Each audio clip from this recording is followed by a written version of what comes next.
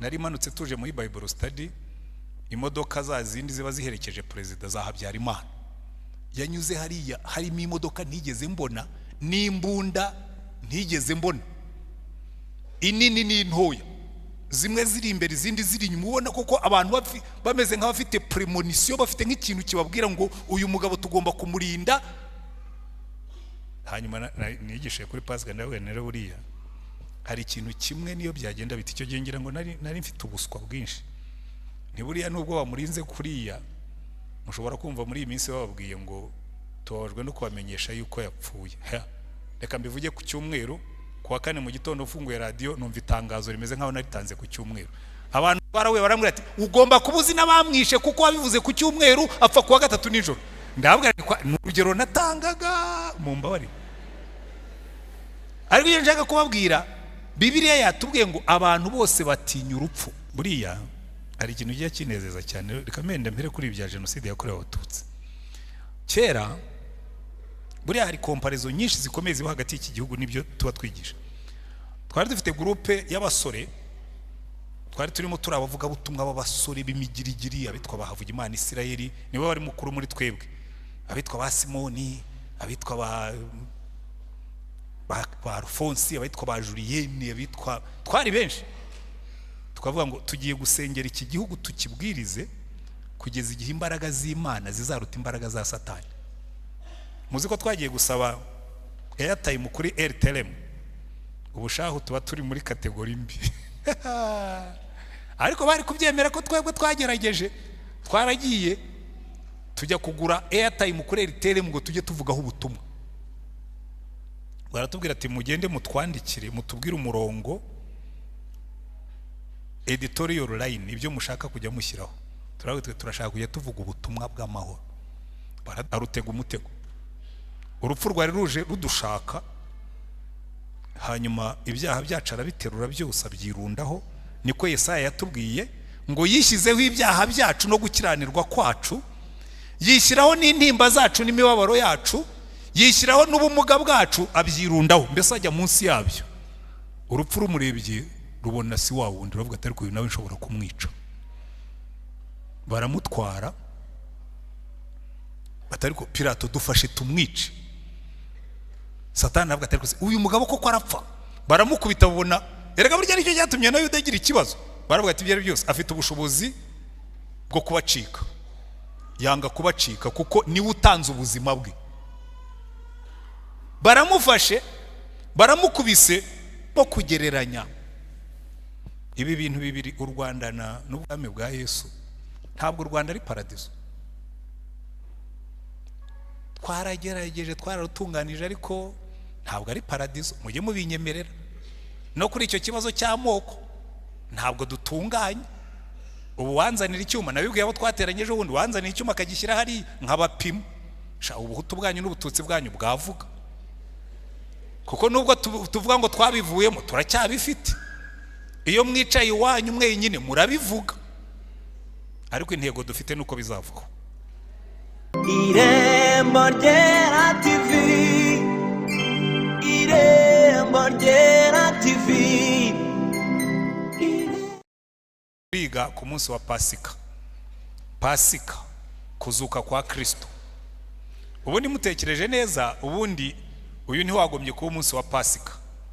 Twagombaga kushakira irindi zina kuko Pasika yabaye imbere.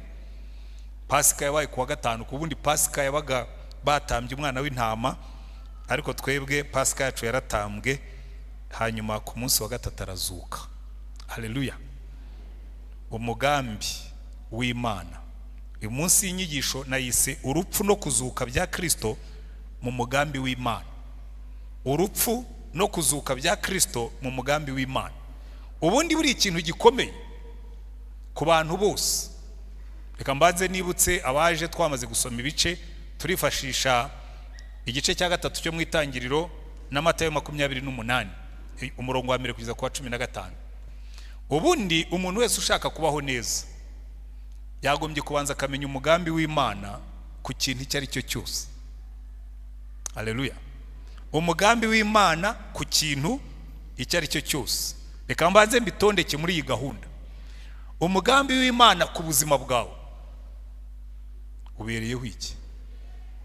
Iki nicyo kintu cya mbere, impamvu muzabona abantu benshi babaho ubuzima bw'akajagari, impamvu muzabona abantu benshi babaho mu bunywanzoga n'urumogi n'ibindi, nuko batazi umugambi w'Imana ku buzima bwabo ubereyeho iki. Njye nkunda kubwira abantu ikintu cyatumye nkizwa, nashakaga ubuzima bufite umurongo, bufite gahunda, nkashakisha ahantu hose. Ngeze aho ngaho kubera ko hari abantu babanditsi bitwa ba existentialiste, barimo bitwa ba Camus, barimo bitwa ba Nietzsche, barimo bitwa ba Sartre, barimo nabandi singiye kubarondora bose, ababazi barabazi. Abo ngabo baranditse ngo buri ubuzima nakajagari, nguretse abantu b'abanyabwoba ngo niwe washaka kubushyira ku murongo. Nageze aho ndavuga ariko birashoboka ko Nietzsche yaba yaravuze ukuri, nanjye nkaba ndi umunyabwoba ndimo gushaka gahunda mu buzima kandi ntayiha. Ko nageragezaga ibintu bikanga, nkagerageza nkiha discipline, nkayigenderaho amezi, najya kwisanga nkisanga narasubiye aho navuye. Abera ko se kuki ntagera ku ntego zanjye. Bikamera nkamwe Paulo yanditse akavuga ngo nzi cyiza nagombye gukora, ariko nkisanga mu kibi ntashakaga. Hanyuma nza gusoma urwandiko Paulo yandikiye Abafilipi, igice cya mbere umurongo wa 21 niwo wambwirije. Aravuga ngo kubwanjye kubaho ni Kristo. Uyu mugabo afite definition y'ubuzima, azi icyo abereyeho, yagishyizeho urutoke agishyiraho izina, arangije aravuga ngo kandi kuko kubwanjye kubaho ari Kristo, ngo ubu ngubu ngewe ngo maranira gusa nawe. Igice cya kabiri akavuga ngo mugire wa mutima wari muri Kristo Yesu. Igice cya gatatu muri urwo rwandiko akavuga ngo buriya ngo nibagirwa ibiri inyuma ngasingira ibiri imbere, ngo menye Kristo, menye n'imbaraga zo kuzuka kwe, ngo nshushanywe nawe. Hanyuma igice cya kane akavuga ngo nshobozwa byose na Kristo mpimbaraga. Ndavuga uyu mugabo arasobanutse, azi icyo abereyeho, azi umubeshaho, azi aho akura imbaraga, ariko giwe ndajaraja bitamfata icyemezo cyo gukizwa. Buriya umuntu wese wicayemo hano utaramenya icyo abereyeho azabaho ubuzima bw'akajagari, ubishaka utabishaka uzajagarara, kuko ntuzi icyo ubereyeho. Ibiguhamagaye byose urabyitaba, ibihagurutse byose urabikurikira, kuko nta ntego y'ubuzima ufite, nta mugambi. Sobanza ushaka umugambi w'Imana ku buzima bwawe. Reka nongeraho n'ibindi nka 3 cyangwa 4. Umugambi w'Imana ku rugo. Ku rugo hano harimo abagabo n'abagore batazi icyo Imana yashyiriyeho urugo. Impamvu muzabona ingo nyinshi ziri miserable, baba we, hari umuntu wifata akabyara atazi kubyara icyo ari cyo. Uzi icyo nita kubyara utazi kubyara icyo ari cyo?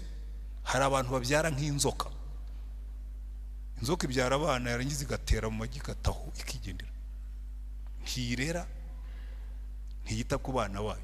Ariko hari nabibeshya, hari abantu twahoze tuganira mbere bambwiraga ati baracyatwite, bambwiraga ati turashaka, twabazaga uburyo twazabatirisha umwana wacu. Ndavuga ni mubanze mu mubyare. Muganga ngo ati genda ndashaka kuzabanza nkabanje kwiga. Ndababwira nti ariko reka mbanze nkurangire isomo rya mbere, urimo uratangirira hatariho. Uyu mugore si umugore wawe, ati banza wige kumukunda. Niyo ntambwe ya mbere yo kurera abana. Intambwe ya mbere yo kurera abana, banza ukunde nyina wababyaye. Ko niba udakunda nyina wababyaye abana bazaguhindukirana. Uzi kubona ubyara abana ntumenye kubyara icyo ari cyo. Intambwe ya mbere yo kubyara ni ugukunda uwo mwashakanye. Ko nibwo murema atmosphere, mukarema icyari abana bakuriramo basusurutse.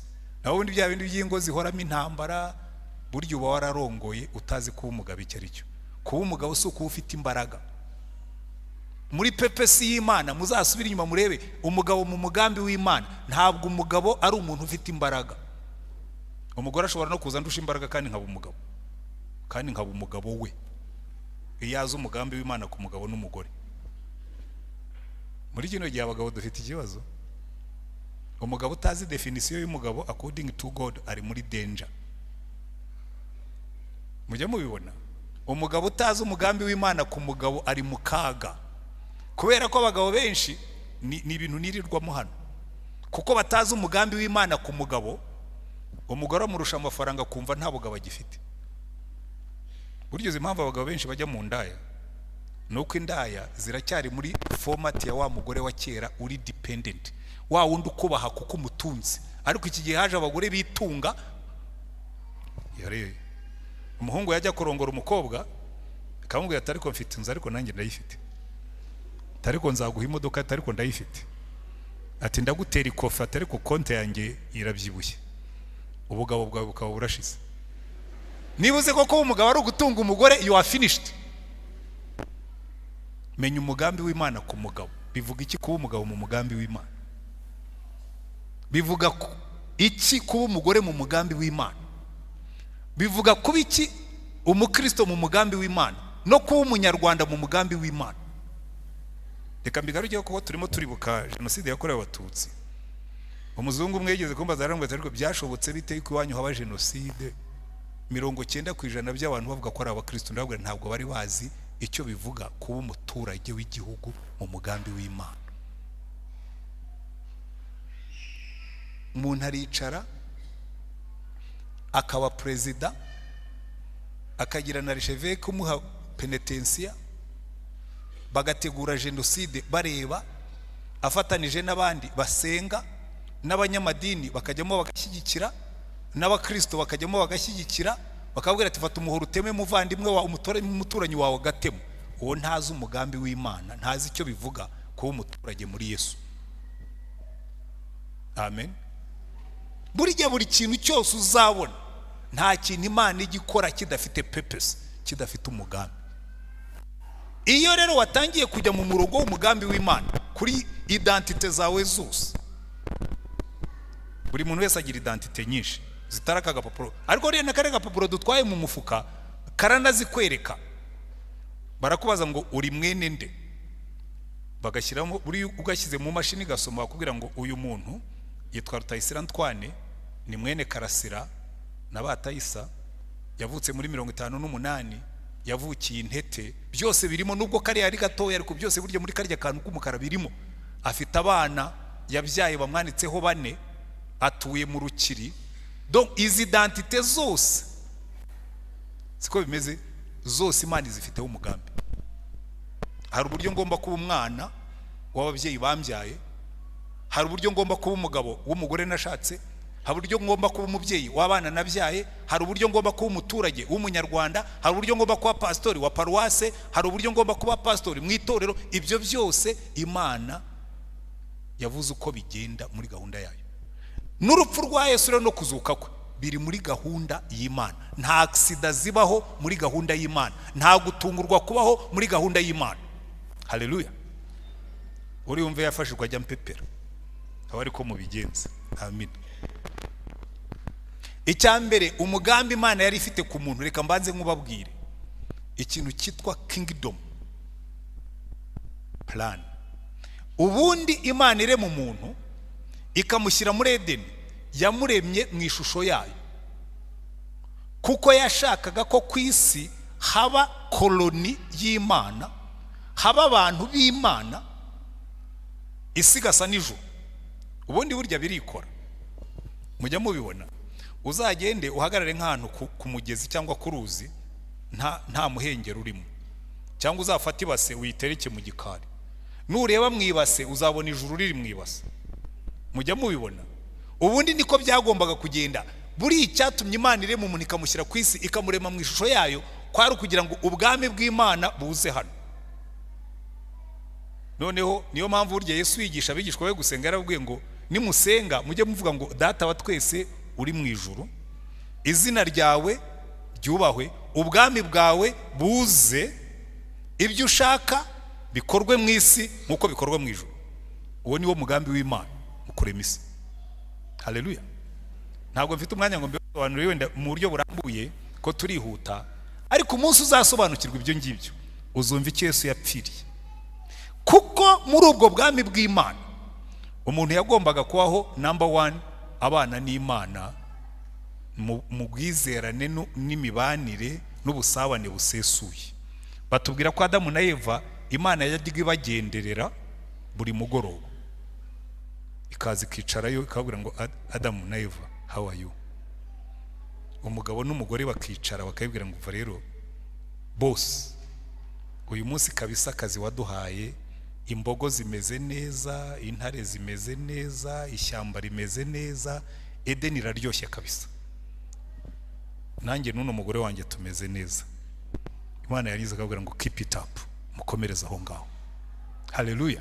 Kuko uwo ni wari umugambi w'Imana. Umuntu yagombaga kubaho afite confidence, agenda nta mutima umucira urubanza, akabana na mugenzi we bakundanye, bafatanije, ibibakikije byose bibubaha, babifiteho ubutwari, bafite n'ibyo barya byuzuye bihagije, nta mubabaro wari uhari, nta gahinda, nta rupfu, nta ndwara. That's the kingdom. Ubwo bwami bumeze butyo bugaragara mu itangiriro igice cya mbere n'icya kabiri, buzongera kugaragara mu byahishuwe mu gice cya 21 n'icya 22. Ariko hagati aho ngaho kuva ku gice cya 3 kugeza ku gice cya 20 cy'ibyahishuwe turi mu ntambara yazanywe n'agakosa gatoya. Ariko ngiye kubabwira, kubera yuko nta rupfu rwari ruhari, ariko urupfu rwari rwararemwe. Munkurikire neza, kuko Imana yabwiye Adamu na Eva igice cya 2 umurongo wacyo wa 17, arababwira ngo Adamu, mu bintu nabahaye birimo hano muzitonde, hari igiti kimwe nibikiye gitera kumenya icyiza n'ikibi, kiriya ntimuzakiryeho, kuko umunsi mwakiriyeho gupfa ko muzapfa. Kizaktivatinga, kizakangura, kizabyutsa urupfu murimo. Reka mbafashe kubyumva neza. Abari bakuru muri mwebwe, abariho muri 94, muribuka tuvuye muri jenoside n'intambara yo kwihagarika, ahantu henshi muzajya mubyumva no mu ndirimbo baririmba hari hatabye mine. Noneho umuntu wabonaga mine yashyiragaho akadarapo k'umutuku, akajya kubwira inzego z'umutekano ati hariya hari ikintu cy'icyuma twabonye gishobora kuba ari mine. Ako kadarapo k'umutuku karavuga ngo muntu wese uri bunyure hano wirinde ntukandagira aha hantu hatabye mine. Amen. N'Imana yari yabwiye Adamu na Eva ngo kiriya giti ntimuzakirye, imbuto zacyo ziri mu rupfu, nimuzirye bizahagurutsa urupfu, bizaktivatinga urupfu. Adamu na Eva kubera ko ntibari bazi gupfa icyo ari cyo, arabatera icyo kintu bita urupfu ni iki, bakumva ntacyo bitwaye. Ariko burya muzitegereze n'uno munsi niko abantu bameze. Umuntu baramubwira ati sida ntigira umuti, ntigira n'urukingo, ukamubona ari hano hirya arimo gusambana, nta n'agakingirizo ashyizeho, uretse ko niyo wagashyiraho. Ariko burya uzi ko abantu cyewe ndabatangarira cyane, abantu bumva bagomba gukora urupfu mu kanwa. Niyo wambwira ngo ni nambara agakingirizo ntabwo urupfu ruri bunzeho. Muzabaze n'abakoresha agakingirizo birinda gusama.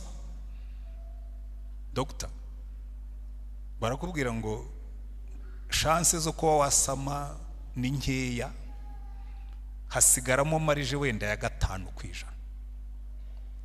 Ndimo ndabeshya?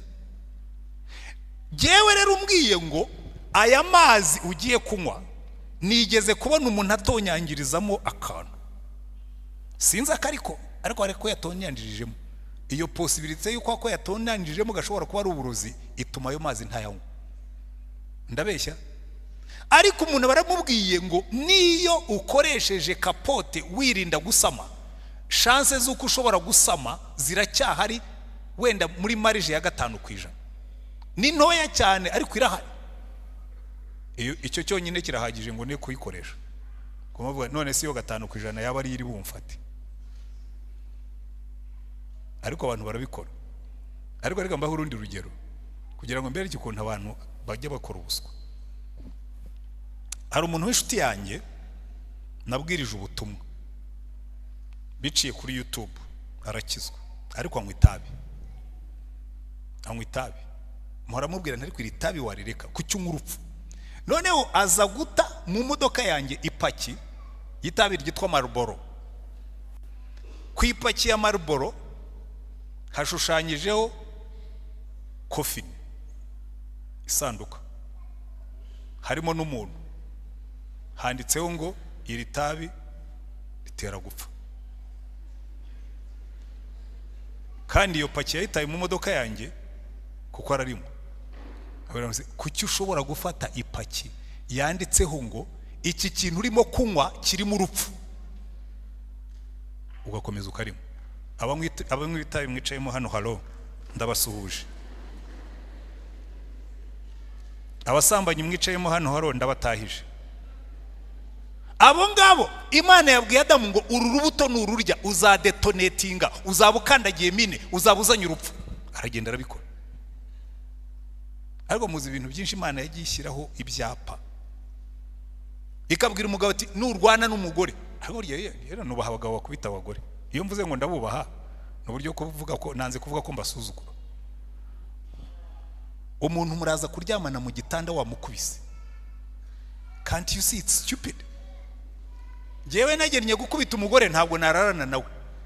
Ubu se ahengereye nijoro kandi ikintu kigutangaza wamukubise urangije umutanga gusinzira. Serious. Ukubise umuntu urangije umuryami ruhande, urangije ukora ikosa ryo kumutanga gusinzira. Agiye agafata akanyundo akakumena umutwe uretse Imana ye. Ariko abagore muri beza, Imana igibaho umugisha. Ariko n'abagabo dusigaye turi beza ko harimo abakubitwa.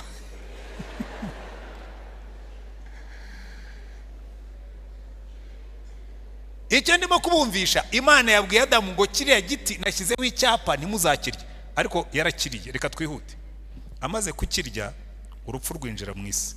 Mwabonye ya texte twasomye, hari inkuru twigeze kwiga kera twiga mitology y'Abagiriki. Imana yawe yitwaga Zeus. Noneho umugabo witwaga Promete aragenda yiba umuriro.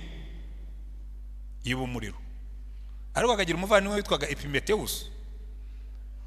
Noneho ibwira iyo mana yabo Zeus, iramubwira ati ibwira witwa Hephaistos ati ujye mu butaka unkoreremo umugore mwiza ntego umutego bari bavuna muheto banyibye umuriro. Hanyuma akora umugore mwiza witwa Pandora rero witwa Epimetheus murumuna wa Prometheus wo wivye umuriro aramurongora. Zeus amuha kadodo mariage, akaboxe. Ubundi bavuga ngo ni box, ariko ubundi rwaro rwabya yari jar, yari kari nka kabindi gapfundikiye. Bamwe bavuga ngo hari nimigisha, ariko abandi bakavuga ko harimo ibya. Aravuga ati aka kabindi umunsi wakapfunduye isi zabona kaga. Umugore aragatwara. Epimetheus aramurongoye ubwo yinjiye mu isi, azanye kabutindi. Hanyuma umunsi umwe kubera amatsiko kubana n'urwabya rudafunguye, ararufungura ngo ibi byose bisohokamo. N'umunsi Adamu yakoze icyaha, nimwumva ko Imana yamubwiye. Icyambere yaramubwiye ngo Adamu ihera ku mugore. Nako yahereye ku nzoka. Irabwira ngo wanzoka we, ubu none ugiye kuzajya urya ibitaka, uzagenda ukururinda, shyize urwango hagati y'umugore nawe, bazajya bakumena umutwe ariko nawe uzajya ubaruma. Ariko mu rubyaro rw'uyu mugore hazavamo uzakumena umutwe burundu. Arangije abwira umugore ngo rero madamu, kuva wiyemeje ugasora mu rubuto nababujije, waactivatinze, wahaye ubuzima urupfu. Icyambere uzajya ubyara ubabara, uzabyara abana ubabara, kuko ikibi nta nubwo ari n'igihano kindi. Imana yabwiye ngo icyo nari nababujije kurya ku kibi, none kiriya kibi ingaruka yacyo uzajya ubyara ubabara. Niba ngombwa bazagukorera cesarienne rimwe na rimwe no gupfa uzapfa. Icya kabiri, mu bibi wapfunguye muri ruriya rubuto, umunsi mwaruryaga bikabinjira mu maraso, kwifuza kwawe kuzaherera ku mugabo, nawe azajya gutegeka, azagutwara. Ubundi mwitangirira umugabo n'umugore baruzuzanyaga, ntabwo yari umutware we. Biriya ntibazababeshye. Adamu yayoboraga Edeni ariko azi icyo ashinzwe, na Eva azi icyo ashinzwe, bakuzuzanya. Ariko supremacy, ubutware, gukandamiza umugore, byaje umunsi bakora icyaha. Byari bifungiye muri rwa rubuto rw'ikibi n'ikiza. Icya gatatu, ibwira umugabo ngo rero wa mugabo nawe, muri ya mibereho myiza mwagiraga, ugiye kujya urya wiyushya kuya. Ubundi barakoraga ariko nta byuya byabagaho, nta stress. Kubyara byari umunezero, no guhinga byari umunezero. It was a joy. Uzarebe iyo ukora akazi ukunda wumva nta stress, wumva unezerewe, n'umusaruro uva mukakunezeza. Imana irababwira ngo muri cya kibi mwasoromye uzajya noneho ukora ufite stress wiyuhakuye. Kandi nubwo uziyuhakuye, ibyo uzakuramo ntibizaguhaza. Ubutaka buzamera amaho n'ibitovu kubera wowe.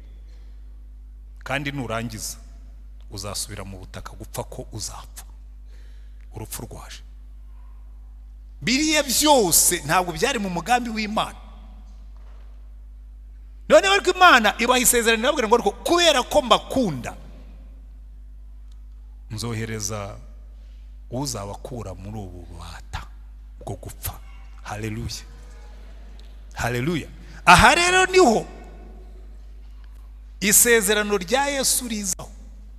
Yababwiye ngo mu rubyaro rw'uyu mugore hazavuka uzamena umutwe w'iriya nzoka, ariko nayo izaba yamurumya agatsinsino. Turaza kubigeraho. Ibintu bine nshaka kubanza kuvuga ku rupfu mbere yo kuruvamo. Buriya Bibiliya itubwira neza ngo ibihembo by'ibyaha ni urupfu, ariko impano y'Imana muri Kristo Yesu ni ukutugarurira ubuzima bw'iteka. Ahandi Paulo yandikira Abakorino arababwira ngo umva, reka mbabwire iby'urupfu. Ngo warupfu we, urubori rwawe ruri hehe? Ngo kuko icyaha nicyo rubori rw'urupfu. Iryinyo ry'urupfu riba mu cyaha. Amen. Hanyuma icyo Yesu yagombaga kuza gukora, ubwo muhise mucyumva, kuko ubundi urupfu hari amahame ane y'urupfu nshaka kubanza kubabwira mbere yuko n'ijuru ko Yesu yarudukijije. Icya mbere, urupfu rwariho mbere yuko icyaha kibaho, ariko ntirwari active, ntirwari rufite imbaraga, sibyo? Ibyo twabibonye. Icya kabiri, urupfu ni karinganiza. Niba hari ikintu kibaho kiringaniza abantu bose, Bibiliya iratubwira mu Baheburayo ibice 9:27 ngo abantu bose bahawe gupfa rimwe, bose. Kandi nyuma y'urupfu hakaza urubanza. Amina. Bose bahawe gupfa rimwe, nyuma y'urupfu hakaza urubanza. Ariko Paulo akandika avuga ngo ariko abari muri Kristo Yesu bo hirya y'urupfu nta rubanza bazacirwaho. Haleluya. Ihame rya gatatu ku rupfu, kuko urupfu rwo ruraringaniza abantu bose. Muzabyitegereze namwe muzabibona. Yesu yigeze kwigisha, yavugaga ku mukire n'umukene, kuri Lazaro, ariko utari Lazaro wa wundi musaza wa Mariya na wa Marita, umwe wagiye mu gituza cya Aburahamu. Aravuga ngo nuko umukire arapfa n'iki n'umukene arapfa. Salomo yaranditse mu mubwiriza igice cya 9, aravuga ngo rega buriya, reka mbasomera ayo magambo kuko yo ndashaka kuyasoma. Umubwiriza mu gice cya 9 kuva ku murongo wa mbere n'uwa kabiri. Umubwiriza igice cya 9 umurongo wa mbere n'uwa kabiri. Salomo abihuza neza, aravuga ngo ibyo byose nabitekereje mu mutima wanjye kugira ngo mbigenzure yuko abakiranutsi n'abanyabwenge bari mu maboko y'Imana, n'imirimo yabo ari urukundo cyangwa urwango, umuntu ntacyo azi muri ibyo byose biri imbere yabo. Byose kuri bose bibageraho kumwe. Amaherezo y'abakiranutsi n'ay'abakiranirwa namwe, ay'umwiza uboneye n'uwanduye, ay'utamba ibitambo n'utabitamba. Uko umwiza amera niko n'umunyabyaha ameze, urahira ameze nk'utinya kurahira. Bose, abeza n'ababi, abakuru n'abato, abize n'abatarize, bose barapfa. iherezo ryabo ni rimwe. Niyo mpamvu muri icyo gitabo cy'umubwiriza mu gice cya 7 baravuga ngo rega ngo umuntu najya mu kiriyo hapfuye umuntu ngo azava afite umutima ufite ubwenge ngo kuko azibuka yuko iryo ari ryo herezo ry'abantu bose. Abakire baririnda cyane, ndibuka n'abakomeye baririnda cyane. Ndibuka ku itariki ya 3 z'ukwezi kwa 4 muri 1994 nibwo pasika yabaye, hari ku cyumweru. Ndacyabyibuka nkaho byabaye ejo. Nige wigishije hano nicyo gihe hano niho ninjiriye, none niho ngiye no gusohokera mu gipastori. Ninjira mu Anglikani, ninjiriye hano i Remera. Hanyuma none mba pastori waho. Mpamaze imyaka buriye maze myinshi 33 yose, ko kuva muri 19 narindi hano. Muri 1994 namaze umugoroba wose ndimo gushakisha ijambo nzigishaho ndaribura pe. Kandi bari no muzi ukuntu byari bimeze icyo gihe. Nza kugera ahantu Imana imijambo numva rimanutse nk'irivuye mu ijuru, ahantu mu Baheburayo ibice 2 Imana ivuga ngo yarapfuye arazuka kugira ngo abature abahoraga mu bubata bwo gutinya urupfu. Abari cyo nigishaho. Ndavuga rero buri hari ikintu nabonye muri iyi minsi. N'abakomeye bose naboroheje twese turi mu bwoba bw'urupfu. Icyo gihe nari maze iminsi nari manutse tuje muri Bible study, imodoka za zindi ziba ziherekeje perezida za Habyarimana. Yanyuze hariya harimo imodoka ntigeze mbona, n'imbunda ntigeze mbona, inini n'intoya, zimwe ziri imbere izindi ziri inyuma. Ubona koko abantu bameze nk'abafite premonition, bafite nk'ikintu kibabwira ngo uyu mugabo tugomba kumurinda. Hanyuma nigishe kuri PASIKA nawe nere buriya hari ikintu kimwe niyo byagenda biti. Icyo gihe ngira ngo nari mfite ubuswa bwinshi.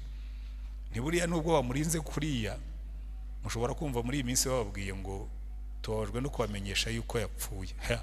Reka mbivuge ku cyumweru, kuwa 4 mu gitondo ufunguye radio numva itangazo rimeze nkaho naritanze ku cyumweru. Abantu barawe baramwira ati ugomba kubuzi n'abamwishe kuko wabivuze ku cyumweru apfa kuwa 3 nijoro. Ndababwira ni urugero natangaga mu mbabari. Ariko iyo nshaka kubabwira, Bibiliya yatubwiye ngo abantu bose batinya urupfu, baba mu bubata bwo gutinya urupfu, ariko kugira ngo Imana ibudukuremo yohereje umwana wayo araza aradupfira. Haleluya. Kuko buri ibanga ryo kudatinya urupfu, ibanga ryo kuva mu bubata bw'urupfu no kumenya Yesu. Haleluya. Reka noneho twinjire muri icyo ngicyo ko niryo hame ry'ingenzi ry'uyu munsi, hame ryo kuzuka kwa Yesu. Bibiliya iratubwira ngo urubori rw'ibyaha ni urupfu. Ni iki gikurura urupfu?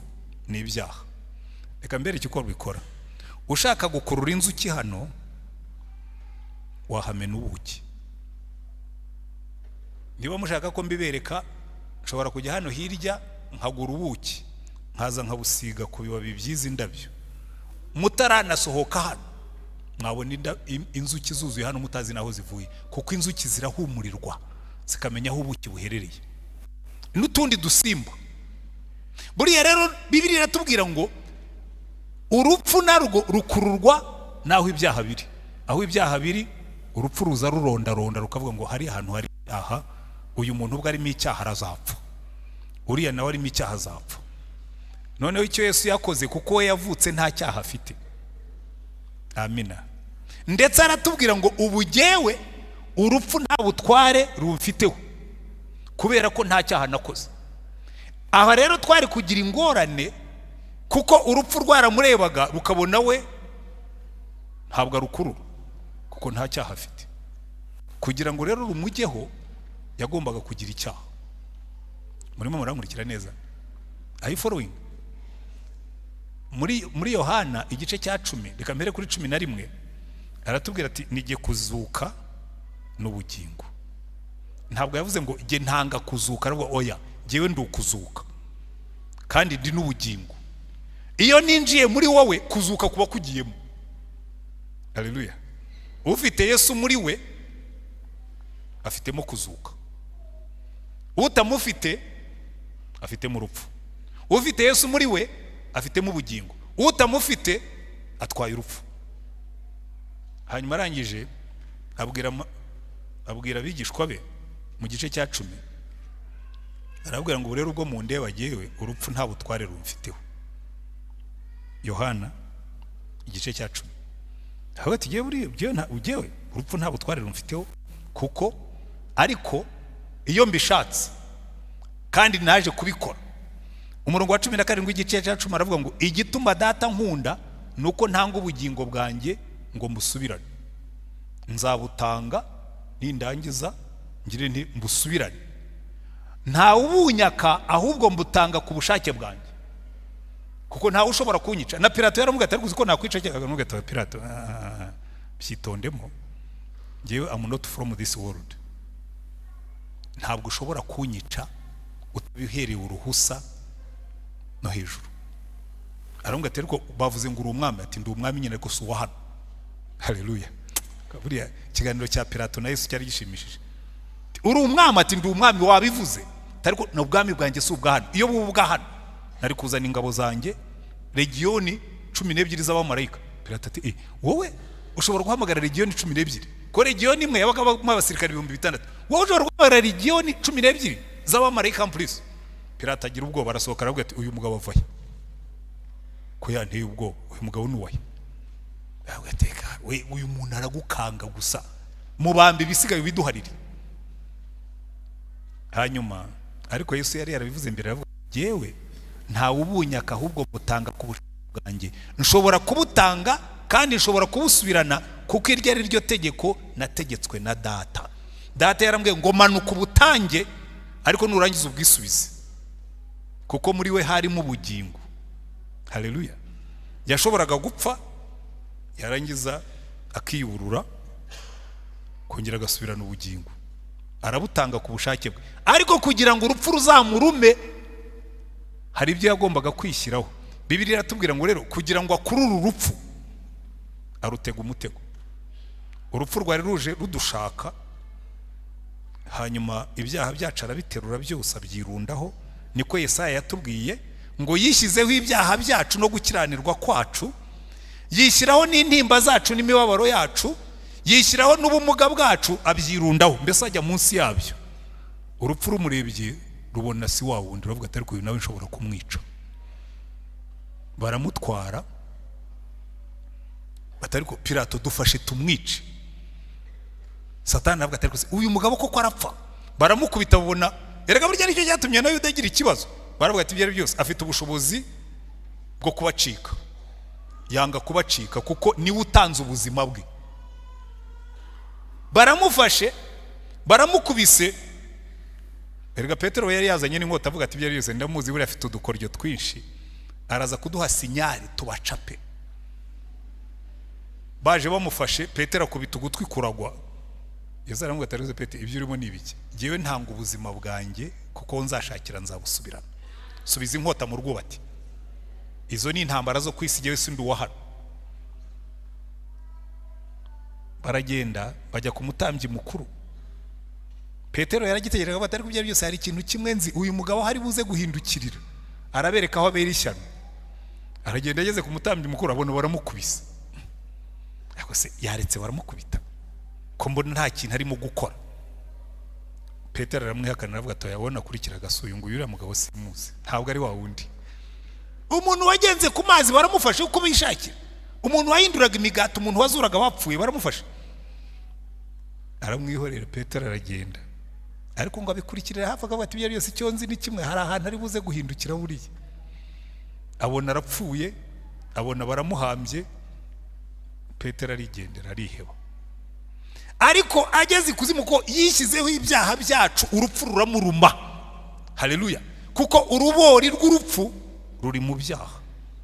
Aravuga tumva rero kugira ngo ururiya rupfu nzarwasamure ndukura amenyo. Hari inzoka z'ubumara zibamo impiri, zibamo incira n'izindi, bajya bazishyira muri zoo. Ukabona umuntu aragifasha agitwaye ku rutugu, ukabasira muntu atwara impiri ku rutugu. Abantu ndetse bakamutangarira ati buri afite maji ikomeye cyane ya hehe.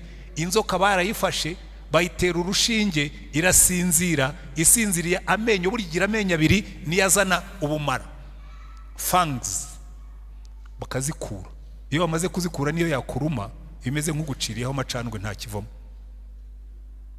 akagifata akajya kigendana kuko niyo cyamuruma ni nk'uduha tumujomba, nta mbaraga biba bigifite. Urupfu Yesu yaragiye aravuga ati rero ndabizi warupfuwe, urubori rwawe ruri mu cyaha, henga nze mbanze ndihirira icyaha nkwambure imbaraga zawe. Haleluya. Ngo aramanuka gikuzimu, agezeyo Satani akoresha umunsi mukuru avuga ati wa mugabo uzi ko yatubeshyaga, burya twagira ngo ni igihangange none nawe yapfuye. Ariko yavuze ngo ntanga ubuzima bwanjye aho nshakiye nkabusubirana. Agiye kubona abona aho bamurambitse, abona aregutse. Uyu mugabo yegutse ate? Abandi barabora, none waregutse. Abona aregutse, aciyeho akomanze kwa Satani, aramubwira ati Satani, ubu rero amasezerano kuva mu itangiriro yasezeranywe n'aya ngaya, warandumye ariko none nje kukwambura ubutware bwose, mpereza izo mfunguzo. Aba bose nabarihiriye kuko jyewe nta cyaha nakoze, urabizi neza. Aba bose n'abazaza nyuma yawe n'abagiye imbere yawe, mpereza imfunguzo. Anyuraho ba Mose bari ati muzamuke mube mugiye, ndaza kubasangayo. Niyo mpamvu muri Matayo nimusoma neza aravuga ngo babonye ngo amaze gupfa, ngo habaye igishyitsi cyinshi, ngo ibituro by'abera birafunguka, ngo abona abera bamwe barimo gutembera mu murwa. Haleluya. Kuko yagezeyo ikuzimu barabimenya, baravuga ngo twakoze ikosa. Uyu mugabo yari yatwihishemo, yishyizeho ibyaha by'abari mu isi, yishyiraho intimba zabo, yishyiraho imibabaro yabo, turamwica tugira ngo arapfuye, naho yagira ngo yinjire iwacu. None yahageze kandi afite ubutware bwose mu ijuru no mu isi. Abwira Satani ati rekura Mose azamuke. Babona Mose yagiye. Rekura n'Aburahamu amukurikire. Babona Aburahamu yagiye. Babona Yosefu yagiye. Babona ba Dawidi bagiye. Babona ba Karibu bagiye. N'abandi bose ngo abo ngabo bajyaga babona kuza ko bakabibona biri kure, ngo bakabyifuza, ngo bakavuga ngo ariko we waza duha tugatura muri iriya gakondo. Ngo Imana ikavuga ngo ndi Imana yanyu, ngo ntigi isoni zo kwitwa Imana yabo, ngo ko yabiteguriye gakondo. Haleluya. Kandi natwe turimo.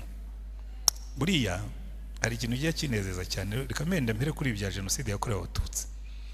Kera buriya hari komparizo nyinshi zikomeye ziba hagati y'iki gihugu n'ibyo tuba twigisha.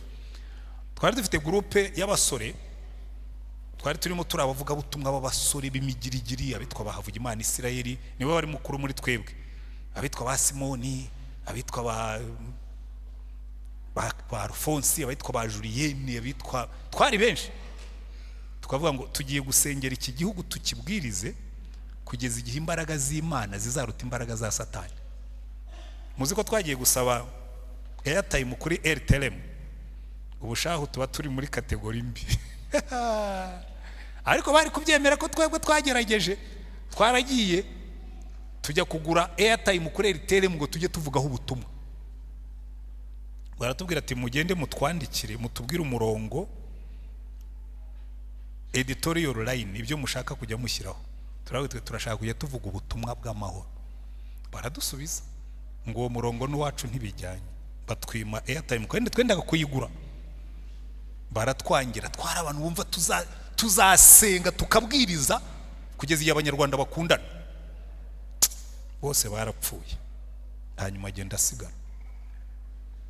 Rero nyavuga nti umunsi nzagenda nzababwira ngo cya gihugu twasengeraga burya byaje gukunda. Haleluya. Cya gihugu twasengeraga byaje gukunda. Mbabwire nubwo bikiturushya, nubwo mugifite inzikekwe mu mitima yanyu, murabenshi murazibitse mwana, ariko byaje gukunda. Niburo ubu numva bavuga ururimi rutandukanye n'urwo twavugaga. Nuzakuringaniza akakurenganya azabikora rwihishwa, ntazabikubwirira imbere yawe. Umugabo yaransuzuguye bankuye muri universite, angaraguza gati, bintera kwifuza igihugu gitandukanye n'icyo nari ndimo. Icyo nshimira Imana no munsi nuko umwana w'umunyarwanda azamuka pfiriya sanshiri, akiyigira imibare akayimenya, agatsinda afite amanota menshi, ukabona bamuhaye scholarship agiye kwiga muri Amerika, badakurikiye ngo nuwo kwande. Yewe nabonye scholarship yo kujya kwiga muri Amerika barayimbuza ngo kubera ko nduwo kwande. Nta nubwo bari bazi na data, icyo babonaga ni igipapuro cyane ututse gusa. Icyo nshimira Imana nuko no munsi umwana w'umunyarwanda agenda akikorera ikizamini, waza wifitiye amanota yawe, wati ufite uburenganzira kuri scholarship, bakayiguha. Icyo cyonyine kirahagije ngo nishime rwose. Ningerayo nkabona aba Israeli n'abandi zabwira muzi bya bintu twajyaga dusengera byarabaye. Ibyo mbivuze numva mu maso hajemo amarira, ariko hari ibindi bijye binzanishamo amarira iyo mvuga ngo iyo ntekereza ko umwami wacu azaza. Aya makuba yose, aya makuba y'amareho yimebwa bwami budashira, ibyaremwe byose byishime, icyampa kaza dati z'umwami wacu, umwami Yesu bwazaza, umwami Yesu bwazaza, umwami Yesu bwazaza,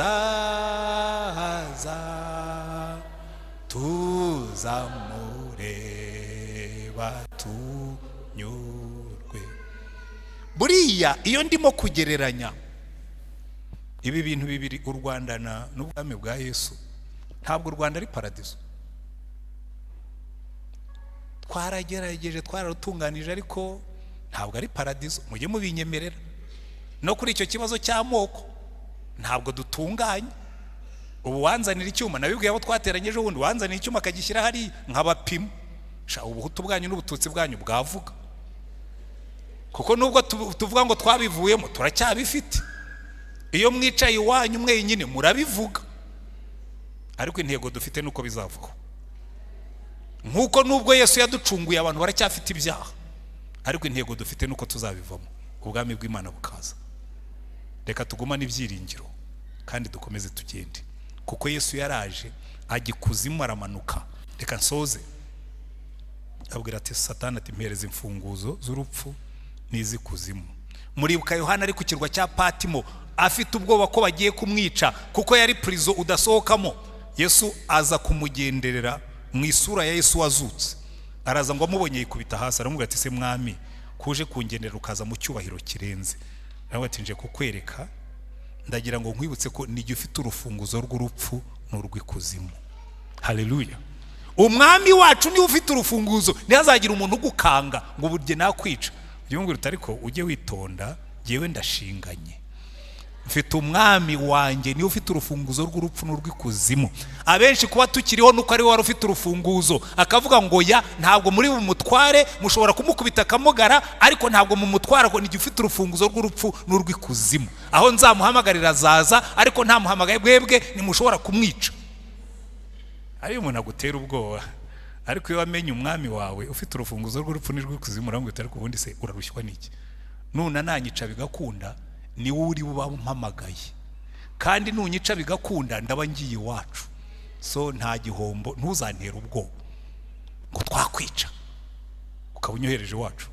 Ibi twarabisobanukiwe. Umwami wacu ni ufite urufunguzo rw'urupfu n'urw'ikuzimu. Amina. Abo bakecuru n'abasaza n'abandi, hari ubwo Satani azavuga ati ubukecuru uzaguhitana, ahubwo buratinze. Sinyambabwira data bukegeze kumwe atari kugiye. Naragenda musengera navuga ni Imana rwose uyu mubyeyi wacu mukure mu bitaro, aramubwira ati najyaga ngira ngo urakuze, turacyasenga amasengesho y'abapfapfa. Ati se ubundi Imana iransubiza mu rugo ngo njye gukora iki ko ntacyangikorera, njye kwicara mbe decoration mujye muza mu ndebe nk'abareba indabyo. Ati ubutaha nusenga uzabwira Imana ngo Mana uyu mubyeyi yaragukoreye, muhe imbaraga zo gutaha. Ati njye nkumbuye gakondo yo mu ijuru, kandi niko byagenze. Burya mujye mupfa nk'abakiranutse, ntuzapfushe inyita amenyo nk'imbeba. Oya, ujye wicara ugenda uvuga ngo ndi hafi yo kugera iwacu. Amina. Urupfu ntiruzabatera ubwoba, umwami wacu yarukuye amenyo. Hanyuma arangije atubwira ati nimugende mumbwirire abantu, niho nsoreje, mugende mubabwire ngo umudendezo warabonetse. Kandi icyo nkundira Yesu amaze kuzuka, reka ndangirize ku rwenya rw'Imana. Hanyuma buri Imana igira urwenya, mwari mubizi, Imana igitera urwenya. Farawo yafashe icyemezo cyo kurandura abayisirayeli. Imana iravuga ngo ngiye kukwereka ko ari giye gutegeka ijuru n'isi. Ifata Mose uzakura abayisirayeli muri Egiputa, kuko yagombaga kwiga ubwenge bwose bwo muri Egiputa, akamenya kwandika no gusoma, kuko yagombaga kuzandika ibitabo 5 bya mbere. Aravuga ngo uyu mwana ni mumushyire hariya mu mugezi, ndaza gutegeka umukobwa wa Farawo ajye gukaraba ingona zitaramurya. Aragenda agiye gukaraba, abona kana kararize, Imana igashinga urwara kararira. Kariza hageze kararira, imuteramo impuhwe aragakunda. Aranabivuga ngo dore akana k'Abaheburayo babandi badutegetse ngo tubice. Aragaterura aragahagatira. Mushiki we Miriam arazaramubwira ati se njye kugushakira umuja ukumukurerera. Ati genda.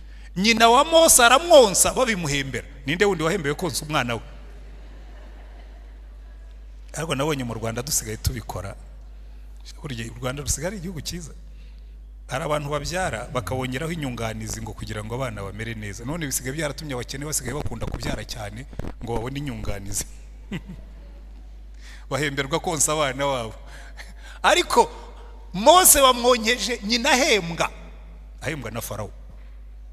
Arangije amaze kuba mukuru baramumushyira, amwishyurira school fees, yiga primaire, amwishyurira tuition, yiga university. Kuko biriya bitubwira neza ibyakoze mu mwaka 2027 yiga ubwenge bwose bwo muri Egiputa, agira imbaraga mu magambo no mu bikorwa.